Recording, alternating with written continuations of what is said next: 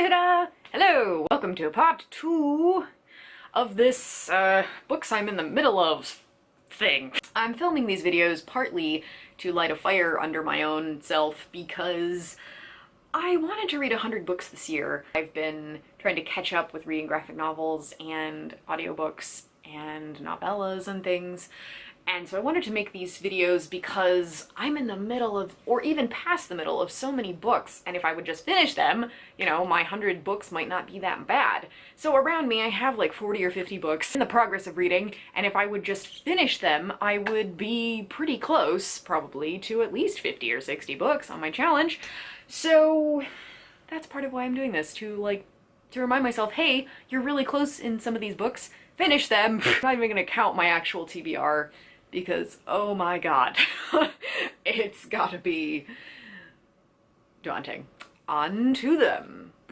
I'll pick up here with the ones that kind of fall into a weird category where they're kind of talking about fiction, but they don't actually contain fiction, except this one, which is, I don't really know where to put this, so Star Wars by Ian Dorchester, you know, Shakespeare's Verily a New Hope. Next is the Hamilton. This book is probably as close as I'll ever get to actually seeing the play until it becomes super cheap, or they release the recording of the Lin-Manuel Miranda and original cast.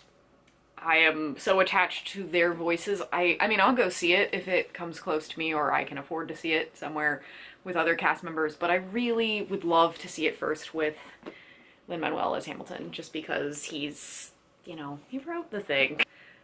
The audiobook is read by Lin-Manuel himself. I haven't really, I want to buy that too. It's just, Hamilton. So, next in that weird kind of about fiction, but not really fiction, is Doctor Who and Philosophy, Bigger on the Inside. I bought this book at the height of my Doctor Who fandom. Oh, when Borders was still a thing. I also have the Harry Potter one, but I haven't actually started that, so Harry Potter and Philosophy. There's also Game of Thrones and Philosophy, which I really am interested in. There's a book of feminist criticism of Game of Thrones that I really want to read. Getting into actual nonfiction writing, The Story of Philosophy by Will Durant. I'm still in the Aristotle section because it's pretty slow. I got through Socrates, or the Plato section, pretty quickly. I really enjoy reading this book when I open it. It's just, it's really dense, so it's not the kind of book where I could push myself through it really quickly, but I don't really want to. I'm in Books versus Cigarettes by George Orwell. It's a collection of essays. Sadly, the title essay, Books versus Cigarettes, is really short. It's like 6 pages long, and I really, the essay that's killing me, or that I'm stuck in, is about his time as a schoolboy in private school, and it's really depressing, and so I don't know that I'll get any, I mean, I'm gonna finish it because that Goodreads challenge, though. That finishes up my kind of essays and slash nonfiction about fiction section. Next will be my essays by women section. Vagina by Naomi Wolf. The Banging Book Club recommended this. I'm about 89 pages in. It's anecdotal, but it's a lot about just letting go of what the patriarchy has told us for centuries and embracing female pleasure. I don't ever talk about this on my channel, it's embarrassing! But it's not, that's the point! So put this in the video, editing self. In the same similar kind of vein, How to Be a Woman by Caitlin Moran. I really don't like this edition. I got it from Amazon, and since then I've seen so many editions of this that I really like, and this edition is just kind of I'm sure it's the US version. Yeah, it is. Ugh, I never like the US versions. On this subject, Ariel Bissett and Charlie something did a video about US versus UK covers, and weirdly, weirdly to me, Ariel was more drawn to the American covers, which they noted that usually there's more like people, like actual people on the cover, and less print of American books, and I am realizing how much that is true, and that explains why I usually like UK covers better. So, I really enjoyed the couple of essays in this book that I got through. What am I on? Page 40 or something? yeah, page 38, 39. I will finish it eventually. I really enjoy the interviews that Caitlin Moran has done with Lena Norms, so watch those if you want. First book that I read when I was getting back into reading a few years ago, Eat, Pray, Love by Elizabeth Gilbert, because Sammy of the then Beauty Crush, now Samantha Marie, recommended it and said it really motivated her and stuff. I read it. I liked some of it. I was a different person then. I hadn't been to grad school yet, really. I'm not sure I would enjoy it now. So I guess it's kind of right book, right time thing, or at least, you know, it was an easy read to get me reading again. I really like the movie starring Julia Roberts. If you want the experience of this book, I'd just say watch the movie. It's probably a better use of your time. I've kept it simply because there's some good stuff in here, and I like the idea of self-discovery, and that is why I picked up the sequel, Committed, by Elizabeth Gilbert. I've read, let's see, probably about 50 pages. 54 pages of it, and then I didn't pick it up again. I've kept it because I'm like, maybe I'll finish it someday, but I'm not really thinking I'm going to at this point, so I might just let this one go.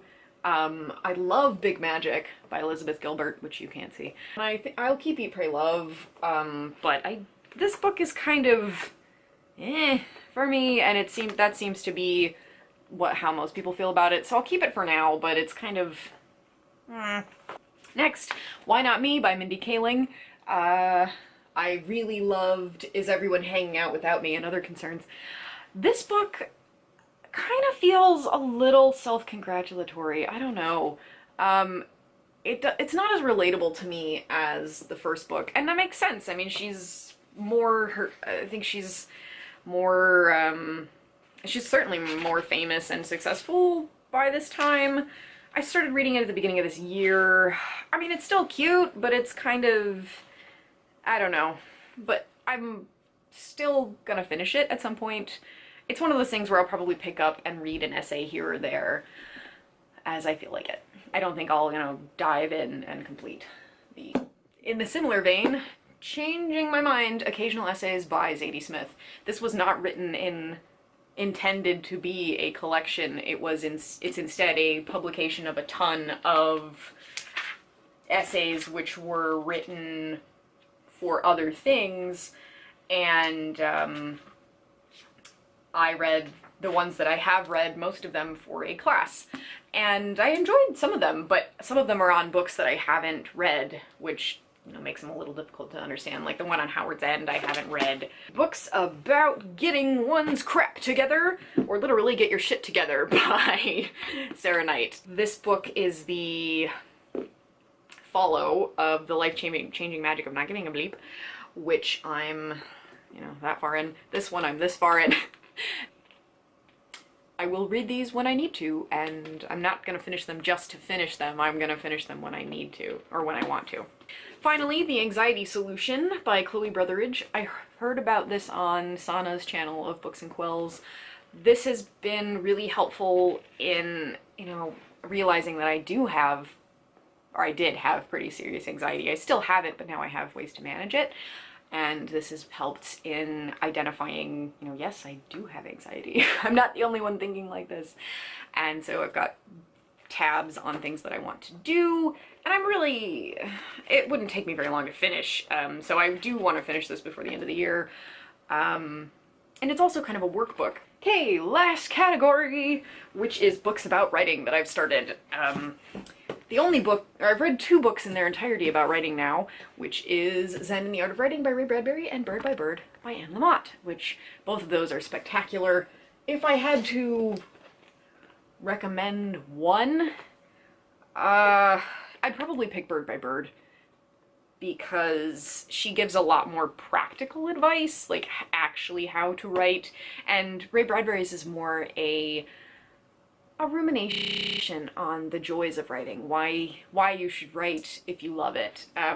So I like them both a lot for different reasons. I find this one to be more practically helpful. We'll start off with On Writing by Stephen King. I am, let's see, how far am I? 28 pages in. This book is hilarious, and there's a little corgi on the front. And I'm kind of having a Stephen King moment. Because I liked this book, I started The Gunslinger. I'm really close to the end. I fell asleep last night with 8 pages to go, and I'm like, ah! This book is the book that won't end, but I'm gonna finish it after I film these videos. So, yes, this book is great. Cherish of the Motley News just bought it as well because we were walking around Barnes & Noble as we do, and she was like, yeah, I want to read that again too. I bought Bad English, A History of Linguistic Aggravation by Ammon Shea, which is, it's red, first of all, which attracted me to it. And it seems to be like a cynical look at people who are prescriptivists, meaning they don't want language to change with the way that English is changing over time. Next, How to Read Literature Like a Professor by Thomas C. Foster. This is a popular book about writing / reading. I used the first chapter in my teaching all the time when I was teaching. This was a Comp 2 thing, I think. It's really good. I've only read, what, 1 chapter? Yeah, I've read the chapter that I've taught, and that's it. And then lastly, what I have come to call The Lime Giant, The Making of a Story, a Norton Guide to Creative Writing. By Alice LaPlante. I mean, look at it. How could you not want this book? It's gorgeous, it's giant, it's lime, and it's by Norton! And it's all about writing, and I will get through it over the course of my life. It's giant, and it also works as a fan when it's 90 degrees outside. Thank you very much if you watched to the end. Let me know what books are on your ever-growing TBR. What books have you kind of sloughed off for a future self? I hope to hear from you in the comments. Books to Huda!